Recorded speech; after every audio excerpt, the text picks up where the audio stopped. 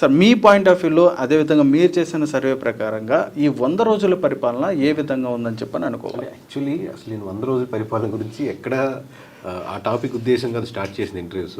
Okay. ఇప్పుడు మేము హర్యానా, జమ్మూ కాశ్మీర్, మహారాష్ట్ర, జార్ఖండ్ అలా కొన్ని ఇంకా రాబోయే తమిళనాడు కానీ ఢిల్లీ కానీ మధ్యలో ఇవి చేస్తూ ఉన్నాం.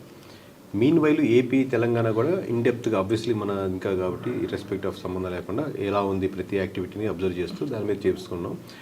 ఈ ఎలక్షన్స్, హర్యానా ఎలక్షన్స్ అయిన తర్వాత సెపరేట్గా ఒక ప్రెస్ మీట్ పెట్టి ఇది పరిస్థితి, ఇక్కడ ఇలా అనుకుంటున్నారు, ఇక్కడిక్కడ మైనస్ పాయింట్స్ ఉన్నాయి, ఇక్కడిక్కడ ప్లస్ పాయింట్స్ ఉన్నాయి అని చెప్దాం అనుకున్నాం. బట్ ఇంటర్వ్యూలో జరుగుతుంది ఏముందంటే హర్యానా అసలు పోయింది, జమ్మూ కాశ్మీర్ ఏమనుకుంటున్నారు అది పోయింది, లేదా అక్కడ బీజేపీకి ఢిల్లీలో ప్రెస్ మీట్ పెట్టి చెప్పాము ఈ విధంగా ఉంటుందని. బట్ 100 రోజుల పరిపాలన గురించి నేను ఓవరాల్గా నేను ప్రెస్ మీట్ పెట్టి చెప్తానండి. బట్ నా స్టేట్మెంట్ అప్పుడు ఇప్పుడు ఒకటి ఏంటంటే ఆన్లైన్లో మనకు సోషల్ మీడియాలో ఏదైతే మనకు ఎక్కువ హైప్ క్రియేట్ అవుతుందో అంత హైప్ అయితే గ్రౌండ్ రియాలిటీ లేదు. బికాస్ సెవరల్ ఫ్యాక్టర్స్ ఉన్నాయి అని చెప్పడం జరిగింది. ఒకటి, మనకు ఎప్పుడైనా కానీ ప్రజలు అందరూ కలిపి మనం ఇలా అనుకుంటాం అని కూర్చొని మాట్లాడుకొని చేయరు కదా. ఇండివిజువల్గా అన్ఎంప్లాయ్మెంట్ గురించి ఒక రకంగా అనుకుంటారు, ఫార్మర్స్ నాకు గిట్టుబాటు ధర వస్తుందా లేదా అని ఒక రకంగా అనుకుంటారు, లేదా పథకాలు సూపర్ 6 ప్రకటించారు కదా ఇవి ఎంతవరకు వచ్చాయి, ఇంకా రావాల్సి ఉన్నాయి కదా అనుకుంటారు. అలాగే ఫ్యాన్స్, అభిమానులు ఉంటారు కూటమికి కూడా, కాబట్టి వాళ్ళు ఏమనుకుంటారు ఇప్పుడే కదా 100 రోజులైంది అప్పుడే ఎందుకు అనుకుంటారు. బట్ ఇర్రెస్పెక్ట్ ఆఫ్ థింగ్ మాకు ఏంటంటే డే 1 నుంచి ఎవ్రీ స్టెప్ ఏం చేసుకుంటున్నారు, ఎలా ఉంది, ప్రజలు ఏమనుకుంటున్నారు అని అబ్జర్వ్ చేయడమే మా బాధ్యత, లేదా మేము చెప్పడం కానీ. సో ఇర్రెస్పెక్టివ్ ఫ్యాన్స్ ఏమనుకుంటున్నారు, లేదా వైఎస్ఆర్సీపీ ఫ్యాన్స్ ఏమనుకుంటున్నారు, న్యూట్రల్ ఏమనుకుంటారు సంబంధం లేకుండా ఇన్ జనరల్గా మేము ఇచ్చిన స్టేట్మెంట్ ఏంటంటే, మళ్ళీ రిపీట్ చేయాలంటే ఆన్లైన్లో మీకు సోషల్ మీడియాలో చెప్పినంత ఇది గ్రౌండ్ రియాలిటీలో కనపట్లేదు, ఇంకా మెరుగుపరుచుకోవాల్సిన అంశాలు ఉన్నాయి. అఫ్కోర్స్ ఐ యాక్సెప్ట్, స్టిల్ 100 డేసే, ఇంకా చాలా రోజులు ఉంది, ఇంకా మెరుగుపరుచుకుంది అనుకోండి. ఇప్పుడు ఉన్న పరిస్థితి చెప్తున్నాం. అదే సార్, మేము వెయింగ్ మిషన్ లాగా మాస్టర్. ఇప్పుడు మీరు వెయిట్ తగ్గించుకోవాలి, పెంచుకోవాలనుకుంటారు, ఫస్ట్ డే ఎక్కుతారు, వెయింగ్ మిషన్ తిడతారా, అరే ఈ ఫస్ట్ డేనే కదా నాకు తగ్గించి చూపించాలి, ఇంకా నేను పోను ఇంకా ఎక్కువ బాగా తగ్గుతారండి. వెయింగ్ మిషన్ దానికి రెస్పెక్ట్ ఆఫ్ మీకు సంబంధం లేకుండా వెయిట్ చూపిస్తుంది. సో ఆ పర్స్పెక్టివ్ అంటే ఎటువంటి ఎమోషన్ సంబంధం లేకుండా అదే సార్ నేను చెప్పాల్సి వస్తుంది. అదే సార్, అయితే మీరు చూసిన మీ దృష్టిలో వచ్చేటప్పటికి ఏ విధంగా అంటే, ఇప్పుడు మొన్న కొద్ది రోజుల క్రితం అయితే మాత్రం విజయవాడకు సంబంధించి ఫ్లడ్స్ అనేవి రావడం జరిగింది ఆంధ్రాలో. చాలా అంటే చాలా దారుణమైన పరిస్థితిలో ఉన్నది. అటువంటి సమయంలో కూడా ఈ రాజకీయ నాయకులనే కాదు, గవర్నమెంట్ ఎంప్లాయీస్ అనే కాదు, ప్రతి ఒక్కరు ఐఏఎస్ ఐపీఎస్ అధికారులతో సహా నిద్ర లేకుండా కూడా, తిండి లేకుండా కూడా ఇక ప్రజల దగ్గరికి వెళ్ళి వాళ్ళని పరామర్శించడం కానీ ఇవన్నీ కూడా మనం చూసాం. ఇవన్నీ కూడా చూసాము. అయితే దానిపైన మీ ఉద్దేశం ఏంటి? అంటే ప్రాపర్గానే వెళ్ళారా, లేదంటే ఏమైనా గతంలో వాటి ప్రభుత్వం పాలనని మార్చే విధంగా చూపించడానికి, పోర్ట్రేట్ చేయడానికి వెళ్ళారని చెప్పని అనుకోవాలి? ఇది కంపారిజన్ కరెక్ట్ కాదండి. ఎందుకంటే ఫస్ట్ ఆఫ్ ఆల్ ఇంత దారుణం మనకి ఎప్పుడు విజయవాడ చూసింది లేదు దరిదాపుల కాలంలో. సో ఇంతకుముందు ప్రభుత్వం ఎలా చేసింది, ఇప్పుడు ప్రభుత్వం ఎలా చేసింది, అలా కంపేర్ చేయలేం. ఇప్పుడు నా ఇల్లు మునిగిపోయి నేను ఇబ్బంది పడుతున్నాను అనుకోండి, కంపారిటివ్లీ నాకు ఎంతవరకు అందాయి, నేను ఇంకా కొంచెం బాగుండేది అనుకుంటాం.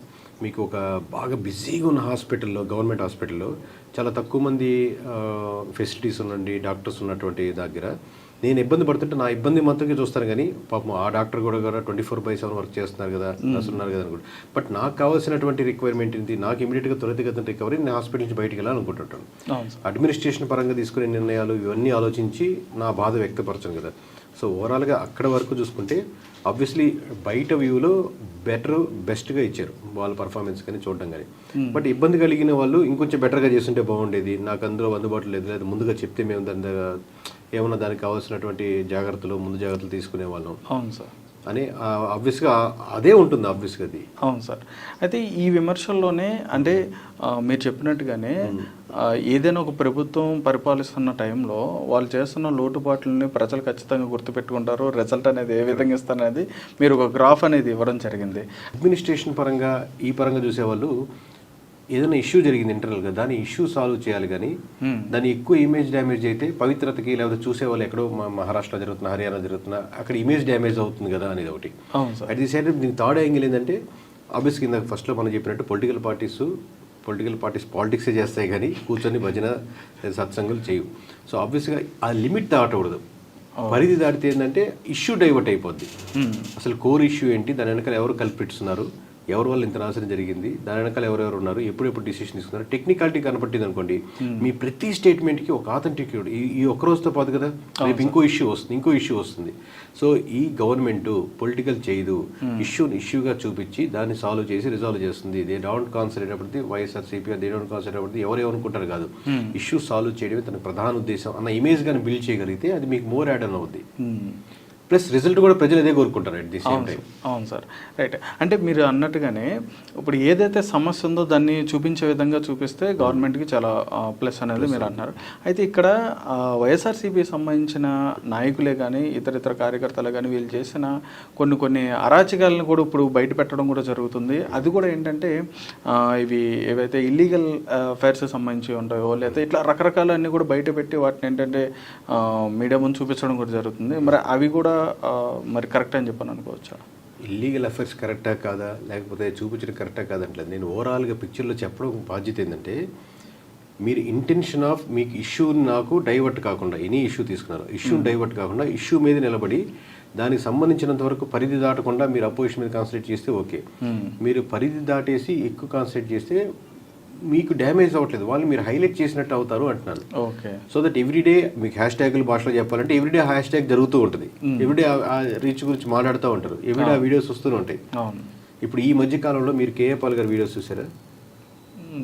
తక్కువ కదా. ఎందుకని? యాక్టివ్ అదే మీరు కేఏ పాల్ మీదే కాన్సన్ట్రేట్ చేస్తున్నారు అనుకోండి, ఏది కంపారిజన్ రాంగ్, తక్కువ ఎక్కువ అని కదా నాకు. బట్ ఏ హ్యాష్ ట్యాగ్ మీద అయితే మాట్లాడుతున్నారో ఇప్పుడు మనకి అంతా అల్గరిథమ్స్ మీద వర్క్ అవుతూ ఉంటుంది, లాజిక్ మీద, అల్గరిథమ్స్ మీద. మీరు ఎక్కువ ఏదైతే మీరు ఇస్తుంటారో రైట్ ఆర్ రాంగ్ అదే అల్గరిథం మీద టాపిక్ వస్తూ ఉంటుంది.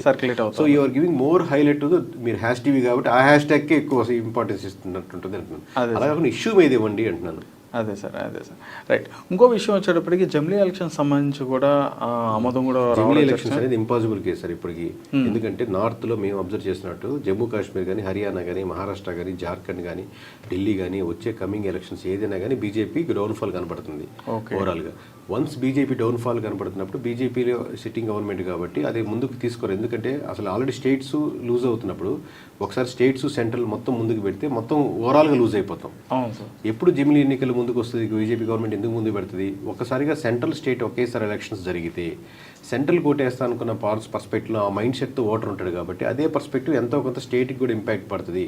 సో ఆ ఓట్ బ్యాంక్ అడ్వాంటేజ్ అవుద్ది కదా అని చెప్పి ప్రధానమైన ఇంటెన్షన్ ఆఫ్ పాలిటిక్స్. అంతేగాని దానికి అయ్యే ఖర్చుతో పోలిస్తే మన ఎమ్మెల్యే పెట్టే ఖర్చుతో 1% 2% పెడితే ఎలక్షన్స్ ఖర్చు అంత ఎక్స్ట్రా ఉండదు. దీంతో సేవ్ అయ్యేది కాదు. ఉద్దేశం ఏంటి, మనకు అడ్వాంటేజ్ అవుద్ది, ఎన్ని పార్టీ ముందుకు తీసుకొస్తుంది. సో ఆ పర్స్పెక్టివ్ ఇప్పుడు హిట్ టీవీ యాప్, ఇందులో short news, live news, entertainment shows, movies, digital magazines తో పాటు మీ జిల్లా వార్తలను కూడా ఫ్రీగా చూడొచ్చు.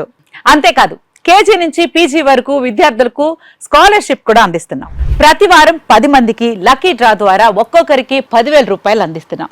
ఇంకెందుకు ఆలస్యం, వెంటనే హిట్ టీవీ యాప్ ని డౌన్లోడ్ చేసుకుని ఫ్రీగా ఎంటర్టైన్మెంట్ పొందండి. Hit TV app, hit TV app, please download hit TV app. Hit TV app ని ఫ్రీగా డౌన్లోడ్ చేసుకుని ఎంజాయ్ చేయండి. మీకు నచ్చిన ఎంటర్టైన్మెంట్ కోసం హిట్ టీవీ యాప్ ని ఫ్రీగా డౌన్లోడ్ చేసుకుని ఎంజాయ్ చేయండి. హిట్ టీవీ యాప్ ని డౌన్లోడ్ చేసుకుని ఆస్వాదించండి, ఆశీర్వదించండి. ఇంతమంది సెలబ్రిటీలు హిట్ టీవీ యాప్ ని డౌన్లోడ్ చేసుకోండి అని చెప్తున్నారంటే ఎంత మంచి యాప్ ఆలోచించండి. అమెరికా అమెరికా అమెరికా అమెరికాలో చదవాలనుకునే వాళ్ళకి విశ్వసనీయమైన పేరు మన శౌర్య కన్సల్టెన్సీ. UK లో 1 year masters, UK లో 1 year masters, 2 years work permit up to 5 years visa. Contact Saurya Consultancy. Contact 89851 89851.